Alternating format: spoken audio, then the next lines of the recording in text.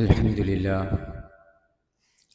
لله رب العالمين، نحمده ونستعينه ونؤمن به ونتوكل عليه، ونعوذ بالله من شرور أنفسنا ومن سيئات أعمالنا، من يهده الله فلا مضل له ومن يضلل فلا هادي له، وأشهد أن لا إله إلا الله وحده لا شريك له، وأشهد أن محمدًا عبده ورسوله، أرسله بالهدى ودين الحق ليظهره على الدين كله ولو كره المشركون.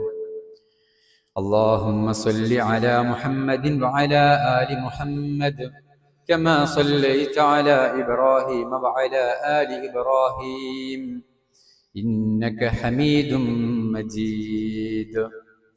اللهم بارك على محمد وعلى آل محمد كما باركت على إبراهيم وعلى آل إبراهيم إنك حميد مجيد.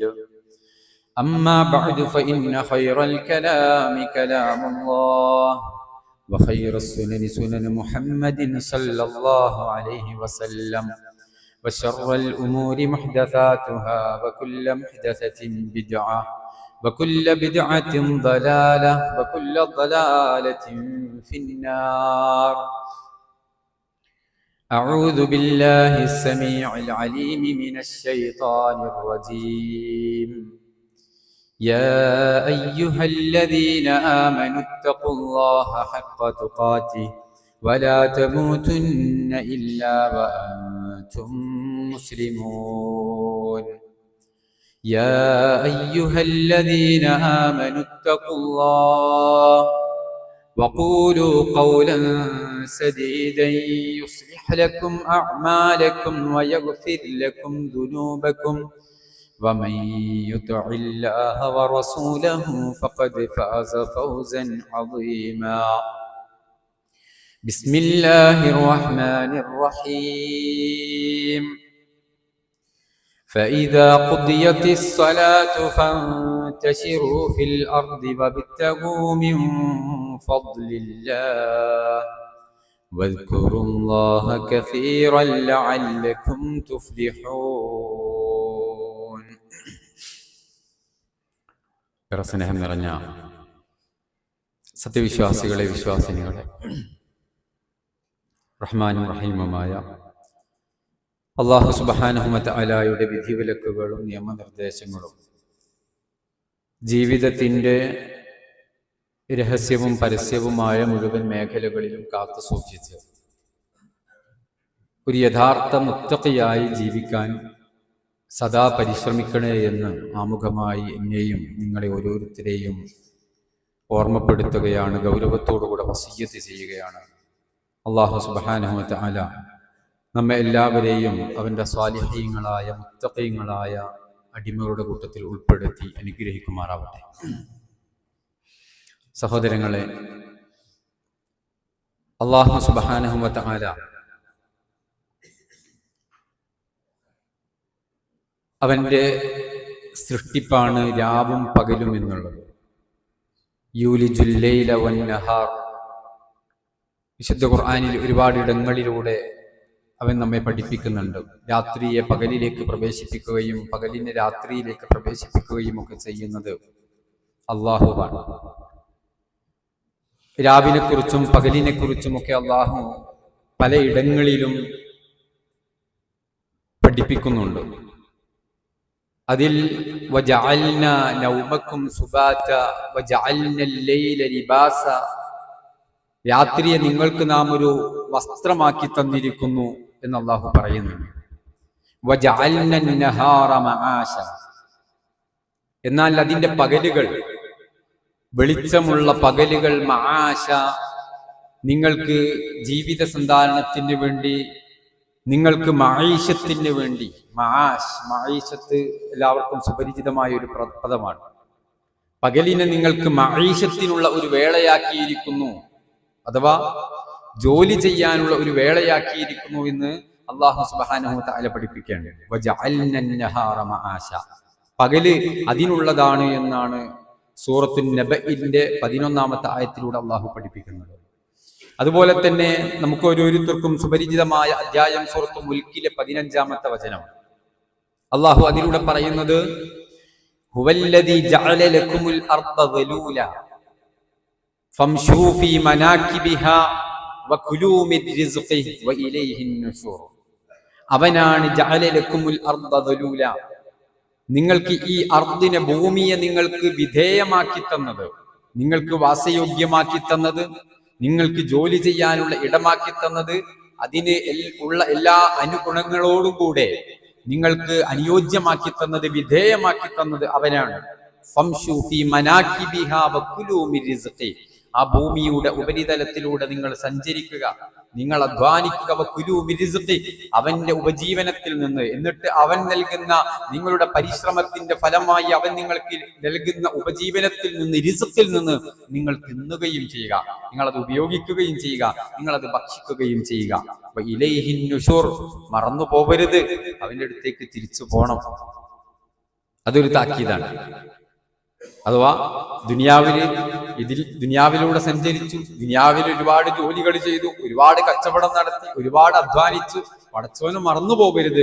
വഇലൈഹിൻ നുശൂർ, അങ്ങോട്ട് തിരിച്ചു പോണം.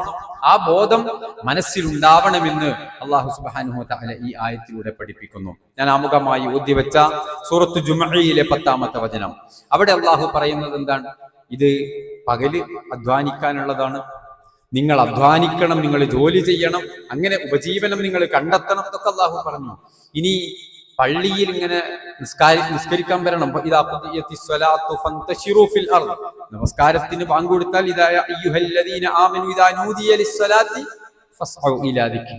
നിങ്ങൾ ഇങ്ങോട്ട് പള്ളിയിലേക്ക് വേഗം വരണം, ഖുതുബ കേൾക്കണം, നമസ്കരിക്കണം. ഇനി നിസ്കാരം കഴിഞ്ഞാലോ നിസ്കാരം കഴിഞ്ഞാൽ പിന്നെ ഇവിടെ ഇങ്ങനെ പള്ളിയിൽ ഇങ്ങനെ ചടഞ്ഞുകൂടി ഇരിക്കണം എന്നില്ല. അല്ലാഹു പറയാൻ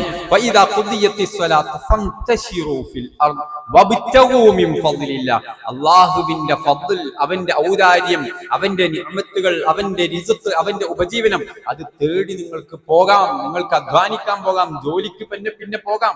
പക്ഷെ നിസ്കാരത്തിന്റെ സമയത്ത് പള്ളിയിൽ വന്നാൽ മതി, നിസ്കരിച്ചാൽ മതി, അത് കഴിഞ്ഞാൽ പിന്നെ നിങ്ങൾക്ക് പോകാം. അഥവാ പള്ളിയിൽ അങ്ങനെ ചടഞ്ഞുകൂടി ഇരിക്കണം എന്നുള്ളതല്ല. ഇത് ഈ ആയത്തിലൂടെയൊക്കെ അല്ലാഹു സുബ്ഹാനഹു വതആല പഠിപ്പിക്കുന്നത് ജോലി ചെയ്യണം എന്നുള്ളതാണ്, അധ്വാനിക്കണം എന്നുള്ളതാണ്. മടിയന്മാരായി ഇരിക്കരുത്. അലസത എന്നുള്ളത് ഒരു വിശ്വാസിക്ക് കരണീയമായിട്ടുള്ള സ്വഭാവ ഗുണമല്ല എന്നുള്ളതാണ് അല്ലാഹു സുബ്ഹാനഹു വതആല പഠിപ്പിക്കുന്നത്. നോക്കൂ, റസൂലുള്ളാഹി സ്വല്ലല്ലാഹു അലൈഹി വസല്ലമ ഇമാം ബുഖാരി റിപ്പോർട്ട് ചെയ്യുന്ന ഒരു ഹദീസിൽ പറയുന്നത് കാണാം, മാ അക്കല അഹദുൻ തുആമൻ ഖത്തു ഖൈറൻ മിൻ അൻ യഅകുല മിൻ അമലി യദിഹി. ഒരാൾ ഭക്ഷിക്കുന്ന ഏറ്റവും നല്ല ഭക്ഷണം അയാളുടെ കൈകൊണ്ട് അയാൾ അധ്വാനിച്ചുണ്ടാക്കുന്ന, അയാൾ അധ്വാനിച്ചു നേടിയ ഭക്ഷണമാണ്. അതിന്റെ ഒരു സ്വാദും അതിന്റെ ഒരു ടേസ്റ്റ് ഒക്കെ ഒന്ന് വേറെ തന്നെയാണ്. അധ്വാനിക്കുന്ന ഓരോരുത്തർക്കും അറിയാം. എന്നാൽ അത് വേറെ എവിടെന്നെങ്കിലും ചുളുവിൽ കിട്ടിയതായാൽ, വേറെ എവിടെന്നെങ്കിലും അടിച്ചു മാറ്റിയതായാൽ, മറ്റുള്ളവരെ പറ്റിച്ച്, അതിനൊന്നും ഈ ഒരു ആസ്വാദനം നമുക്ക് ലഭ്യമല്ല. അതാ റസൂലുള്ളാഹി സ്വല്ലല്ലാഹു അലൈഹി വസല്ലം പറഞ്ഞത്, ഒരു മനുഷ്യൻ കഴിക്കുന്ന ഏറ്റവും ഹൈറായ ഭക്ഷണം അത് വലിയ ഭക്ഷണമാവണമെന്നില്ല. അത് നാം അധ്വാനിച്ചിട്ട് കഞ്ഞും ചമ്പന്തി എന്നൊക്കെ നമ്മൾ പറയുന്നത് പോലെ ചെറിയ ഒരു ഭക്ഷണമായാൽ അതിന് വല്ലാത്തൊരു ആസ്വാദനമുണ്ട്, അതിലൊരു നന്മയുണ്ട്, അതിലൊരു ഹൈറുണ്ട്. അതാണ് ഏറ്റവും ഹൈറായ ഭക്ഷണമെന്ന് റസൂലുള്ളാഹി സ്വല്ലല്ലാഹു അലൈഹി വസല്ലം പഠിപ്പിക്കുകയാണ്. ഇതിലൂടെ പഠിപ്പിക്കുന്നത് എന്താണ്? അധ്വാനിക്കണം, അധ്വാനിച്ച് നേടണം. മറ്റുള്ളവരോട് കൈനീട്ടി യാചിക്കുന്നതിനേക്കാൾ അഭിമാനകരമായി ജീവിക്കണം. നോക്കൂ, വിശുദ്ധ ഖുർആനിൽ പ്രവാചകന്മാരുടെ ചരിത്രങ്ങൾ പലയിടങ്ങളിലും പഠിപ്പിക്കുന്നതായിട്ട് കാണാം. അവിടെ മഹാനായ നൂഹ് നബി അലൈഹി സ്വലാത്തു വസ്സലാമിനെ കുറിച്ച് പറഞ്ഞപ്പം കാന യഅമലു ഫിന്നജ്ജാറ, അദ്ദേഹം ആരായിരുന്നു? ഒരു ആശാരിയായിരുന്നു. നൂഹ് നബി അലൈഹി സ്വലാത്തു വസ്സലാം ഒരു ആശാരിയായിരുന്നു.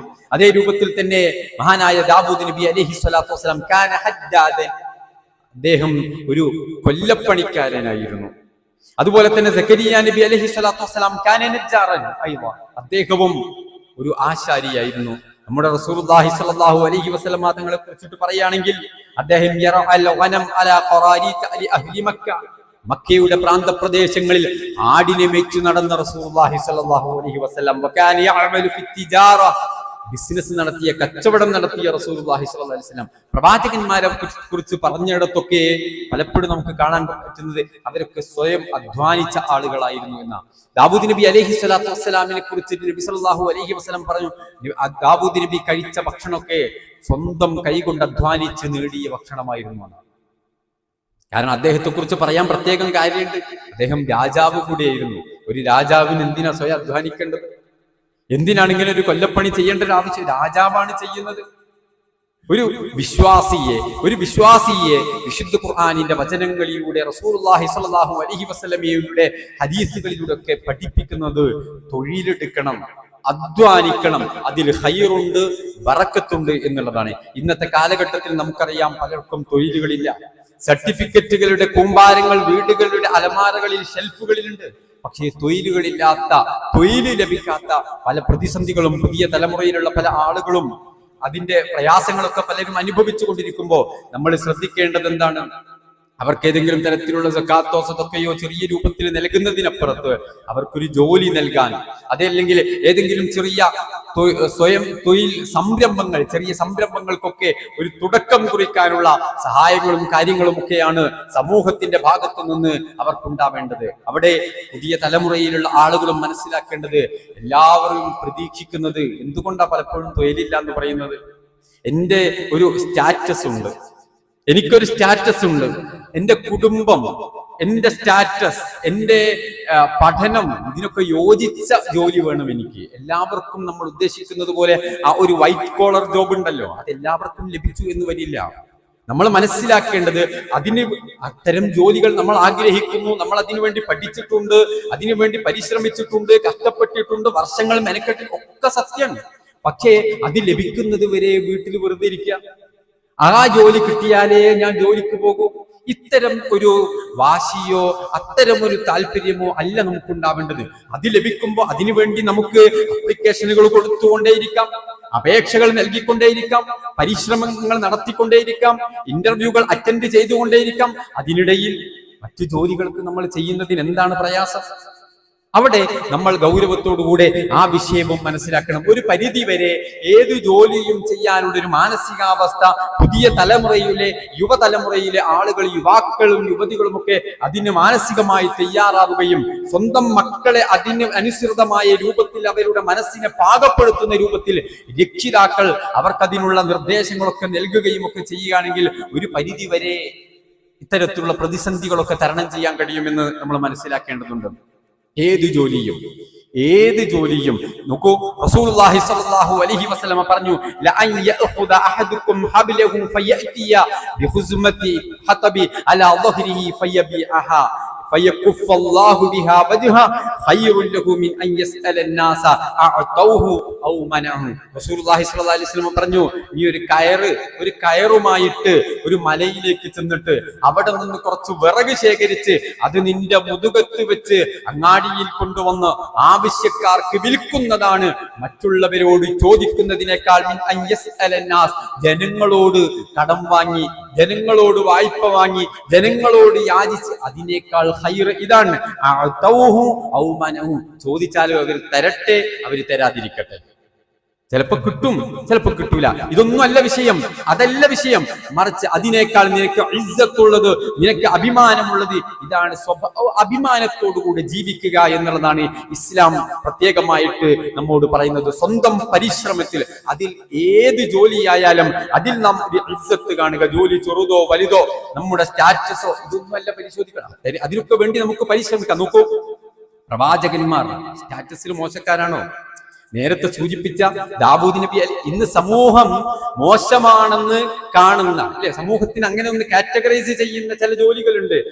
അങ്ങനെ ചില ആളുകൾ ചില ജോലികൾ മോശമാണ്, ചില ജോലികൾ അത് ശരിയല്ല, ആ ജോലി എടുക്കുന്ന ആളുടെ വീട്ടിലേക്ക് എന്റെ മോളെ കെട്ടിച്ചു കൊടുക്കൂല, അങ്ങനത്തെ കുടുംബത്തിൽ നിന്ന് ഞങ്ങൾ പെൺകുട്ടിയെ സ്വീകരിക്കൂല, വരനെ സ്വീകരിക്കൂല.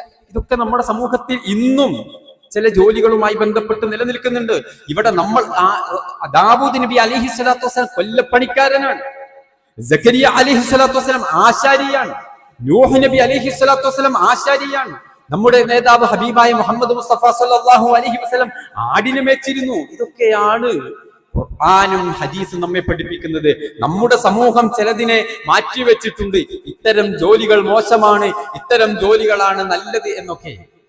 അവിടെ നമ്മൾ തിരിച്ചറിയണം, ഏത് ജോലിയും ഹലാലായ ഏത് ജോലിയും അഭിമാനത്തോടുകൂടെ ഇസ്സത്തോട് അതിന് പറ്റുന്ന രൂപത്തിൽ വിശ്വാസികളെ നമ്മൾ നമ്മുടെ മനസ്സിനെ പരിവർത്തിപ്പിച്ചെടുക്കണം.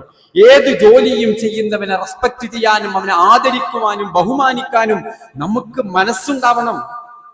ഏത് ജോലി ചെയ്തോട്ടെ, അവർക്ക് അധ്വാനി യാചിച്ചിട്ടല്ലല്ലോ, മറ്റുള്ളവന്റെ കയ്യിലേക്ക് നോക്കിയിട്ടല്ലല്ലോ, മറ്റുള്ളവനോട് ചോദിച്ചിട്ടല്ലല്ലോ. അവനൊരു ഇസ്സത്തുണ്ട്, അവനൊരു അഭിമാനമുണ്ട്, അള്ളാഹുവിന്റെ മാർഗത്തിൽ നിന്ന് അവന് പ്രതിഫലം ലഭിച്ചുകൊണ്ടിരിക്കുന്നുണ്ട്. ഇത് നമ്മൾ തിരിച്ചറിയേണ്ടതുണ്ട്. ആ രൂപത്തിലാണ് നമ്മൾ ഇതിന് മനസ്സിലാക്കേണ്ടത്. 19-ാം നൂറ്റാണ്ടിലാണ് അമേരിക്കയിലെ ചിക്കാഗോയിൽ വലിയ സമരങ്ങൾ നടക്കുന്നത്. തൊഴിലാളികൾക്ക് വേണ്ടി, തൊഴിലാളി വർഗം പീഡിപ്പിക്കപ്പെടുകയും അത്യധികം ചൂഷണം ചെയ്യപ്പെടുകയും ചെയ്യുന്ന ഒരു കാലഘട്ടമാണത്. ആ സമയത്ത് തൊഴിലാളികളുടെ അവകാശങ്ങൾക്ക് വേണ്ടി പോരാട്ടങ്ങൾ നടത്തുകയും ഒരുപാട് തൊഴിലാളികൾക്ക് ജീവൻ നഷ്ടപ്പെടുകയും ചെയ്തത് 19-ാം നൂറ്റാണ്ടിലാണ്. പക്ഷേ അതുകൊണ്ടാണ് ഇന്ന് മെയ് 1 മെയ് ദിനം, തൊഴിലാളി ദിനം എന്നാണ് നമ്മൾ ഇതിനെ പറയുന്നത് ലോകാടിസ്ഥാനത്തിൽ. അതിന്റെ ഒരു അനുസ്മരണമാണ്. പക്ഷെ 19-ാം നൂറ്റാണ്ടിലാണ് ഈ അവകാശങ്ങൾക്ക് വേണ്ടി ആളുകൾ പോരാടുകയും ജീവൻ ബലിയർപ്പിക്കുകയും ഒക്കെ ചെയ്തതെങ്കിൽ 1400 വർഷങ്ങൾക്കപ്പുറത്ത് റസൂലുള്ളാഹി സ്വല്ലല്ലാഹു അലൈഹി വസല്ലം തൊഴിലാളികളുടെ സംരക്ഷണത്തിന് വേണ്ടി, തൊഴിലാളികൾക്ക് നീതി ലഭിക്കുന്നതിന് വേണ്ടി, തൊഴിലാളികളുടെ അവകാശത്തിന് വേണ്ടി എന്തെല്ലാം നിർദ്ദേശങ്ങൾ പഠിപ്പിച്ചിട്ടുണ്ട്. 1400 വർഷങ്ങൾക്ക് മുമ്പ് നമ്മൾ ആലോചിക്കേണ്ടതുണ്ട്, നമ്മളത് മനസ്സിലാക്കേണ്ടതുണ്ട്. തൊഴിലാളികളുടെ അവകാശത്തെക്കുറിച്ച് ഇസ്ലാമിന് വളരെ കൃത്യമായിട്ട് നമുക്ക് പല കാര്യങ്ങളും പറഞ്ഞു തരാനുണ്ട്. ഇന്നും സമൂഹത്തിൽ നമ്മൾ കാണുന്നത് പോലെ ഇത്തരം ഉച്ചനീചത്വങ്ങൾക്കൊക്കെ അപ്പുറത്ത് അതൊന്നും ഒരു വിശ്വാസിയിൽ ഉണ്ടാവരുത് എന്നാണ് ഞാൻ നേരത്തെ സൂചിപ്പിച്ചതുപോലെ. ചില ജോലിക്കാരെ മോശമായി കാണുക, അവരെ ഒന്ന് മാറ്റി നിർത്തുക, ഇതൊന്നും ഒരു വിശ്വാസിയിൽ ഉണ്ടാവാൻ പാടില്ല. സൂചിപ്പിച്ചതുപോലെ പ്രവാചകന്മാരുടെ ജോലികളൊക്കെ ഇന്നതായിരുന്നു എന്ന് നമ്മൾ തിരിച്ചറിയുമ്പോഴാണ് അവരുടെ സ്റ്റാറ്റസും അവരുടെ ഇസ്സത്തും ഒക്കെ അള്ളാഹുവിന്റെ സമീപത്ത് എത്രത്തോളം ഉണ്ട് എന്ന് നമുക്ക് മനസ്സിലാക്കാൻ പറ്റും. അള്ളാഹ് സ്ഥാനം കൊടുത്ത ആൾക്ക് നമ്മൾ കാറ്റഗറൈസ് ചെയ്ത് മാറ്റാൻ പാടുണ്ടോ?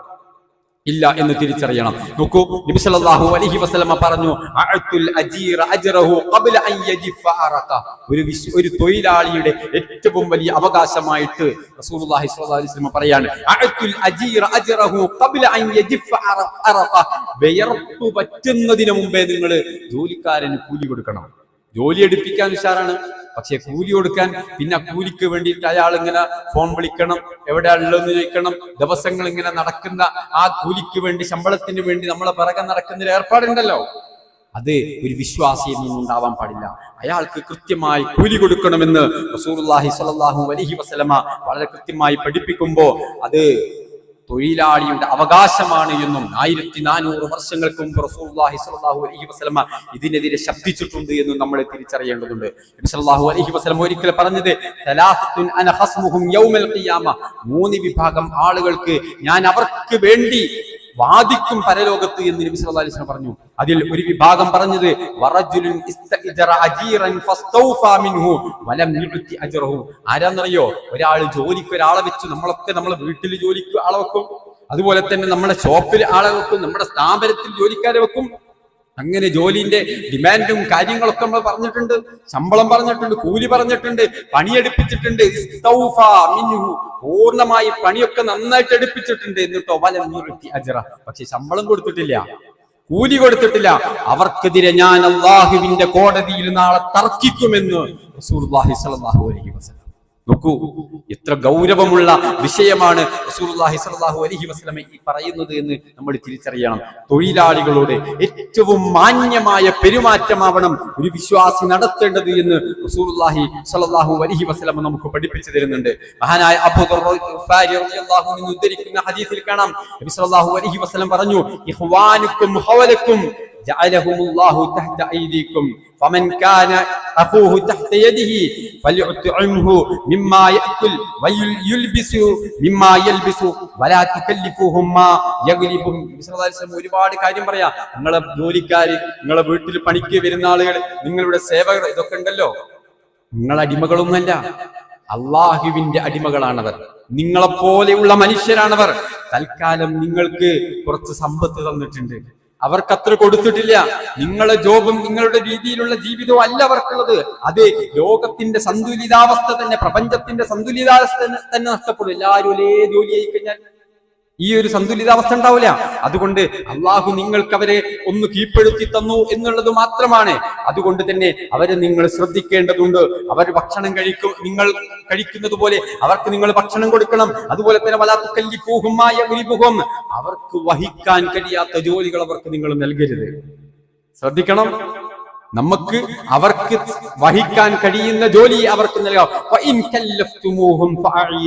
ഇനി അങ്ങനെ എന്തെങ്കിലും കൊടുത്താലോ അവരെ നിങ്ങൾ സഹായിക്കണം. അവർക്ക് വലിയ പ്രയാസകരമായ ജോലി നൽകരുത്. അങ്ങനെ ജോലി നൽകിയാൽ അവരെ സഹായിക്കണം. ഏറ്റവും നല്ല ഇടപെടലുകളും പെരുമാറ്റങ്ങളും തൊഴിലാളികളോട്, ജോലിക്കാരോട് ഉണ്ടാവണമെന്ന് റസൂലുള്ളാഹി സ്വല്ലല്ലാഹു അലൈഹി വസല്ലം പറയുന്നു. നമ്മളൊന്ന് സ്വന്തത്തോട് ആലോചിച്ച് നോക്കണം.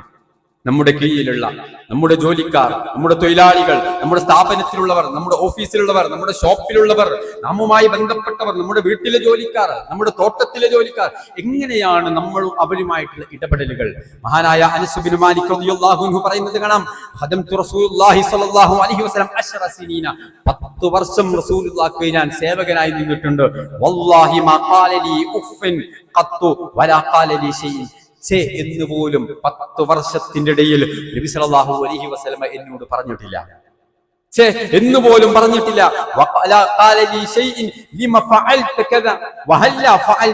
എന്താണ് ഇത് നീ ചെയ്യാതിരുന്നത്? എന്താണ് ഇത് നിനക്ക് ചെയ്തുകൂടായിരുന്നോ? അല്ലെങ്കിൽ നീ എന്തിനാണ് ഇങ്ങനെ ചെയ്തത്?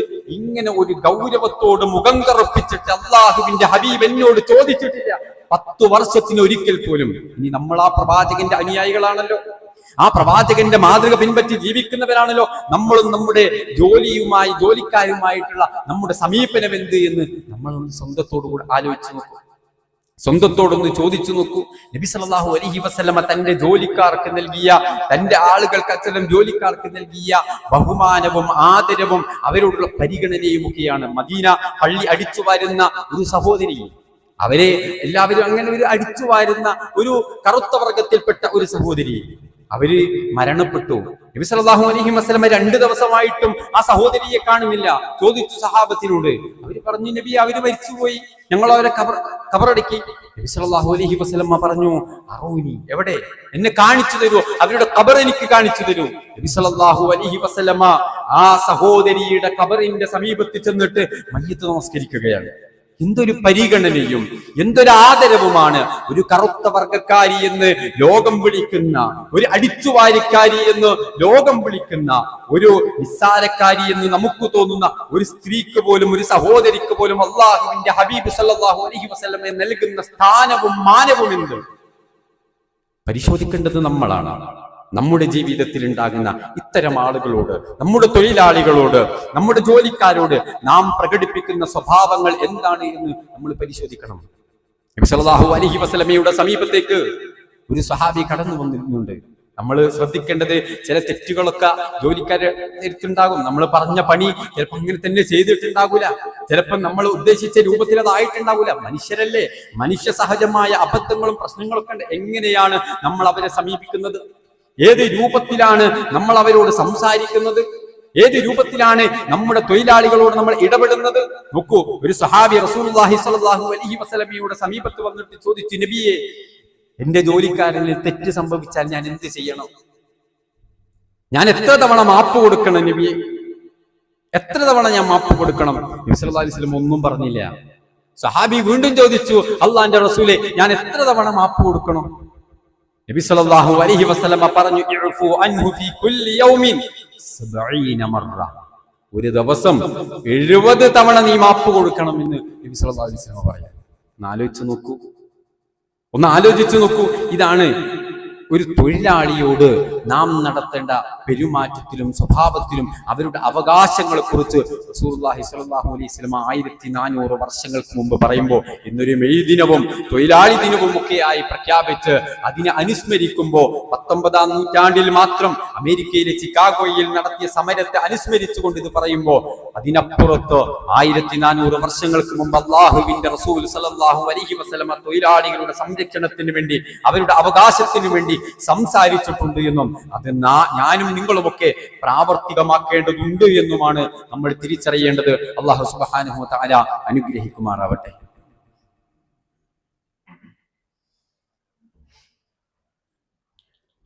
അൽഹംദുലില്ലാഹി റബ്ബിൽ ആലമീൻ. അല്ലാഹുമ്മ സ്വല്ലി അലാ മുഹമ്മദിൻ വ അലാ ആലി മുഹമ്മദ്. ഒരിക്കൽ കൂടി അല്ലാഹുവിനെ സൂക്ഷിച്ച് ജീവിക്കണേ എന്ന് എല്ലാവരെയും ഓർമ്മപ്പെടുത്തുകയാണ്. മഹാനായ മൂസ അലൈഹി സ്വലാത്തു വസ്സലാം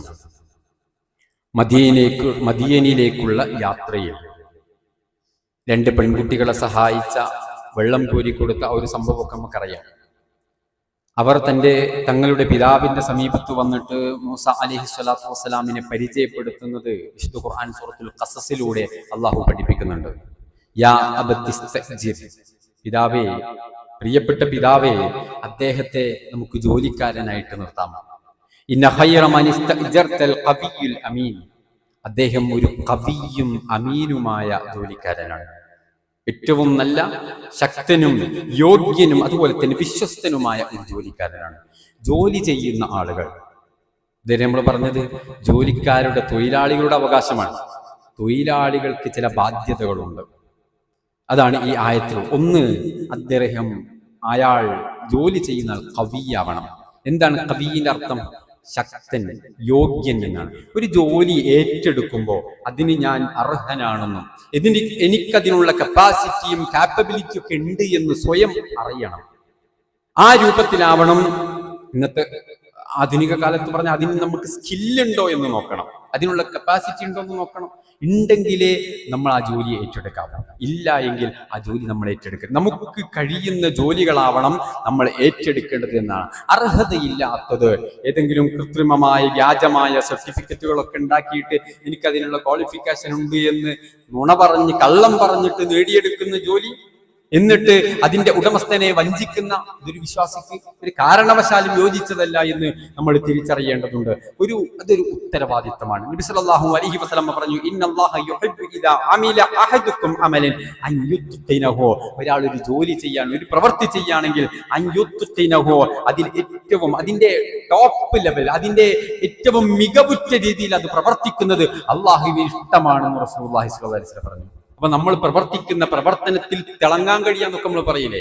ഏത് ജോലിയാവട്ടെ, അതിൽ ജോലി ചെറുതോ വലുതോ എന്നൊന്നുമല്ല. ഏത് ജോലി ചെയ്യുന്നതും അത് ഏറ്റവും ഭംഗിയായി പൂർത്തീകരണത്തോടുകൂടെ ഉത്തരവാദിത്വത്തോടുകൂടെ ചെയ്യാൻ നമുക്ക് സാധിക്കണമെന്ന. രണ്ടാമത് പെൺകുട്ടികൾ പറഞ്ഞത്, അദ്ദേഹം കവിയുമാണ്, അമീനുമാണ്, വിശ്വസ്തനാണ്. അതുണ്ടാവണം. ചിലപ്പോൾ നമ്മളെ ഓണർ അവിടെ ഉണ്ടാകില്ല, നമ്മളെ ഏൽപ്പിച്ചിട്ട് അയാൾ പോയിട്ടുണ്ടാകും, കാണാനോ നോക്കാനോ ഉണ്ടാകില്ല. എല്ലാ സ്ഥാപനത്തിലും CCTV ഉണ്ടായി എന്നും വരില്ല. പക്ഷേ എല്ലാം കാണുന്ന റബ്ബുണ്ട് എന്ന ബോധമുള്ള, വിശ്വസ്തതയുള്ള, വഞ്ചന സ്വഭാവമില്ലാത്ത ഒരാളായി നമ്മൾ നിൽക്കേണ്ടതുണ്ട്. ഇത് ഉത്തരവാദിത്തമാണ്, അമാനത്താണ്. വല്ലദീനഹും ബിഅമാനാതിഹിം വഅഹ്ദിഹിം റാഊൻ, കൂലി പറഞ്ഞ് ശമ്പളം പറഞ്ഞ് കരാർ ഏർപ്പെട്ടിട്ടാണ് നമ്മൾ ഒരു ജോലി, ഒരു ദിവസത്തേതായാലും ഒരു മാസത്തേതായാലും ഒരു വർഷത്തേതായാലും നമ്മൾ ഏറ്റെടുക്കുന്നത്. ആ അമാനത്തിന് ഭംഗം വരുത്തുന്ന പ്രവർത്തനം ഉണ്ടായാൽ അള്ളാഹുവിന്റെ കോടതിയിൽ അപകടമുണ്ടാകും, അതിൽ നരകപ്രവേശനത്തിന് കാരണമാകുമെന്ന് സൂറത്തുൽ മുഅ്മിനൂൻ, ഖദ് അഫ്ലഹൽ മുഅ്മിനൂൻ, ഈ മുഅ്മിനീങ്ങളാ വിജയിച്ചതെന്ന് പറഞ്ഞ മുഅ്മിനീങ്ങളുടെ അടയാളം ഇങ്ങനെ പറയുമ്പോൾ അല്ലാഹ് പറഞ്ഞതാണ് വല്ലദീനഹും ബിഅമാനാതിഹിം വഅഹ്ദിഹിം റാഊൻ എന്നുള്ളത്. കരാറുകൾ പൂർത്തീകരിക്കേണ്ടതുണ്ട്, അവരെ വഞ്ചിക്കാൻ പാടില്ല എന്നുള്ളത്. ഏത് തരത്തിലും സമയനിഷ്ഠ പാലിക്കേണ്ടതുണ്ട്. സമയത്തിന് നമ്മൾ ഏത് സമയത്ത് 10 മണിക്കാണോ 10 മണിക്ക് എത്തണം. ഏതെങ്കിലും ചില ദിവസങ്ങളിലൊക്കെ ഉണ്ടാകുന്ന കാര്യമല്ല. എല്ലാ ദിവസവും ലേറ്റ് ആയിട്ട് വരിക, പറഞ്ഞ പണി ചെയ്യാതിരിക്കുക, ഈ പൂർത്തീകരിക്കാതിരിക്കുക, മുതലാളില്ല എങ്കിൽ മൊബൈലിൽ കളിച്ചുകൊണ്ട്, അതല്ലെങ്കിൽ മറ്റേതെങ്കിലും തരത്തിലുള്ള ഇതൊക്കെ നമ്മൾ പലപ്പോഴും അതിലൊക്കെ എന്താണ് ചില ഞാൻ അയാളെ കണ്ടിട്ടില്ല, ഞാൻ അയാളെ അതിവിദഗ്ധമായിട്ട് കബളിപ്പിക്കാനുള്ള കപ്പാസിറ്റി എനിക്കുണ്ട് എന്ന് ഇവിടുന്ന് നമുക്ക് ഗീർവാണം മുഴക്കാം. പക്ഷെ റബ്ബിന്റെ സമീപത്ത് ഇതൊക്കെ വലിയ അപകടമായി തീരുമെന്ന് നമ്മളൊക്കെ ശ്രദ്ധിക്കേണ്ട വിഷയമാണ്. അത്തരം കാര്യങ്ങളൊക്കെ ഒരു ജോലിക്കാരൻ ശ്രദ്ധിക്കുകയും ജോലിക്കാരോട് ഏത് തരത്തിലുള്ള സമീപനം നമ്മൾ കൊണ്ടുപോകണമെന്ന് വിശുദ്ധ ഖുർആനിന്റെയും ഹദീസുകളുടെയും അടിസ്ഥാനത്തിൽ നമ്മൾ ഓരോരുത്തരും ശ്രദ്ധിക്കുകയുമാണ് വേണ്ടത്. അല്ലാഹു സുബ്ഹാനഹു വ തആല അനുഗ്രഹിക്കുമാറാവട്ടെ.